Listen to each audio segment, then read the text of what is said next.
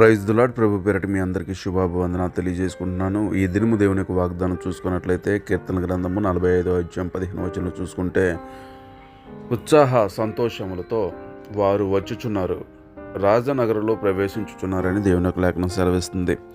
అయితే ఉత్సాహధ్వనితో మరి ఆయన యొక్క నామాన్ని ప్రచురించడానికి రాజు సంత వీధుల్లోకి వస్తున్నారంటే దేవుని యొక్క వాక్యాన్ని మరి సంత వీధుల్లో ప్రకటిస్తున్నట్టుగా మరి దేవుని యొక్క లేఖనం సెలవిస్తుంది. మరి ఎందరైతే మరి ఈ యొక్క వాక్యాన్ని, ఎందరైతే మరి ఈ మాటలు విని మరి దేవుని యందు విశ్వాసం ఉంచి ఆయన్ని కొరకు నడవగలుగుతారు, వాళ్ళందరికీ కూడా నిత్య సంతోషము, నిత్య ఆనందము మరి ఉంటుందని దేవుని యొక్క లేఖనం సెలవిస్తుంది. ఎప్పుడైతే మనం దేవుని యందు మరి ఎక్కువగా ఆశపడుతూ ఉంటామో, దేవుడు ఆశపడే ప్రాణాన్ని తృప్తిపరుస్తున్న విధంగా దేవుడు మెండైన దేవుడు మన కుటుంబానికి నిత్యము తోడు నడిపించును గాక. ఆమేన్. God bless you.